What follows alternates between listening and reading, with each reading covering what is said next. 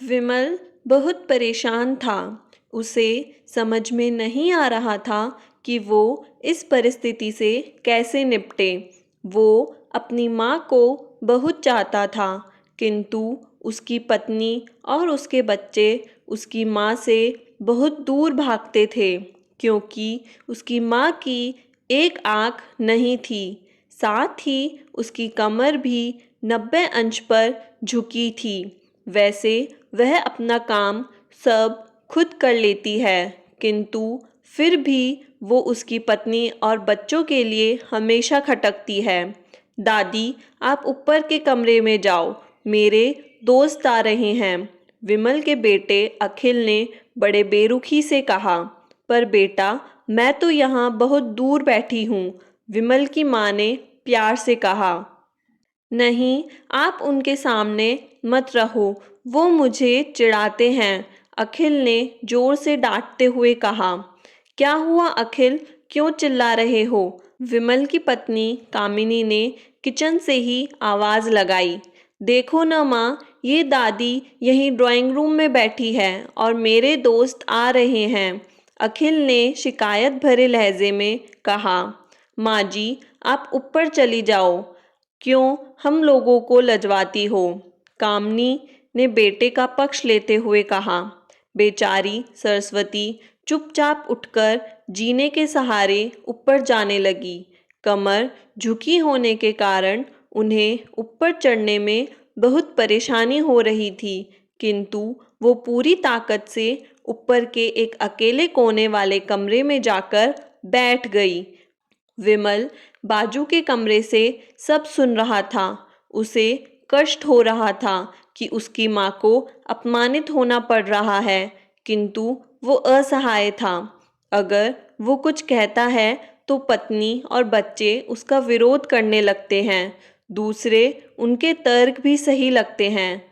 चूंकि वो एक प्रशासनिक अधिकारी था, उसका सामाजिक स्तर बहुत बड़ा था। उसकी ससुराल भी एक उच्च घराने में थी, अतः वह चुपचाप इस तरह हर दिन अपनी माँ को अपमानित होते देखता रहता था। रात को विमल की पत्नी ने कहा, देखो जी, अब कुछ करो। कल कलेक्टर साहब की पत्नी आई थी, माँ जी अपनी देशी धुनधारा में उनसे मिली। मुझे बहुत शर्म आ रही थी, बताते हुए कि यह मेरी सास है।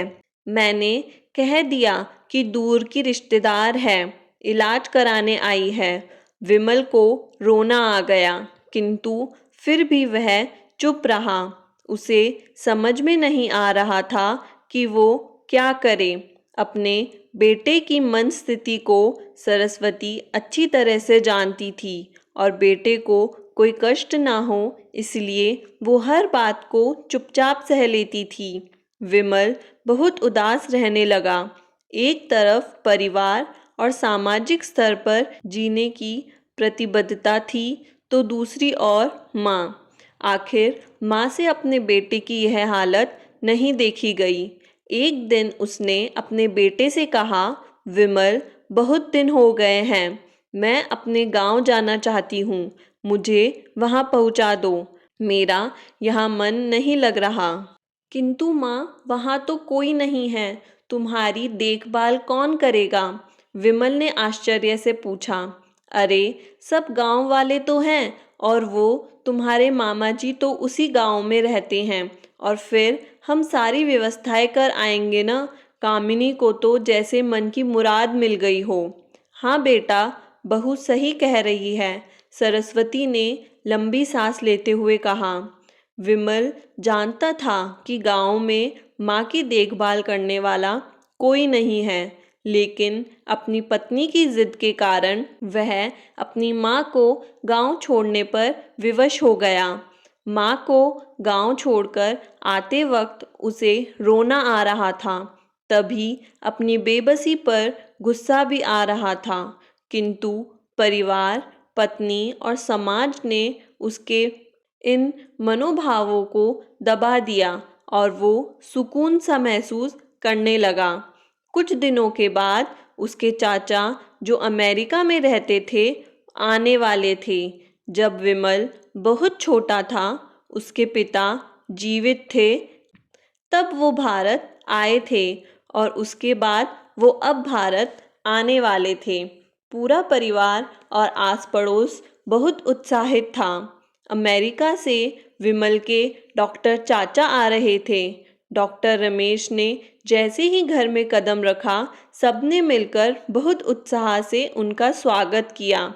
क्यों विमल, भाभी नहीं दिख रही, कहाँ हैं? डॉक्टर रमेश ने उत्सुकतापूर्वक पूछा। जी, वो गांव में रहती है, यहाँ उनका मन नहीं लगा, कामिनी ने सपाट लहजे में उत्तर दिया। डॉक्टर रमेश ने विमल की ओर देखा तो विमल ने अपनी आंखें झुका ली।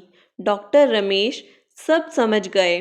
बोले, कल हम भाभी से मिलने गांव चलेंगे सब लोग। दूसरे दिन सभी लोग गांव के घर में पहुँचे। देखा कि सरस्वती को बहुत तेज बुखार है और वो पलंग पर असहाय पड़ी है। डॉक्टर रमेश दौड़कर सरस्वती के पास गए, उनके पैर छूकर रोने लगे। सरस्वती की ये हालत उनकी कल्पना से परे थी। वाह बेटा विमल, तूने तो नाम उजागर कर दिया। अपनी माँ की ये हालत देखकर तुझे तो शर्म भी नहीं आ रही होगी। डॉक्टर रमेश ने विमल को लगभग डांटते हुए कहा। नहीं देवर जी, विमल का कोई दोष नहीं है, मैं खुद गांव आई थी। सरस्वती ने अपने बेटे का बचाव किया। मुझे सब पता चल गया भाभी, आप चुप रहो। क्यों बहू, तुम्हें अपनी सास की कुरूपता पसंद नहीं है? समाज में तुम्हें नीचा देखना पड़ता है ना? डॉक्टर रमेश ने कामिनी की ओर व्यंग से देखा। कामिनी निरुत्तर होकर विमल को देखने लगी। आज तुम जिस सामाजिक स्तर पर हो वो इन्हीं के संघर्षों की देन है। और बेटा विमल, तुम्हें शायद मालूम ना हो कि बचपन में जब तुम 1 साल के थे तब छत से नीचे गिरने के कारण तुम्हारी एक आंख फूट गई थी और तुम्हारी रीढ़ की हड्डी में भी समस्या थी। तब तुम्हारी इस कुरूप माँ ने अपनी एक आंख और अपना बोन मेरो तुम्हें देकर इतना सुंदर स्वरूप दिया था।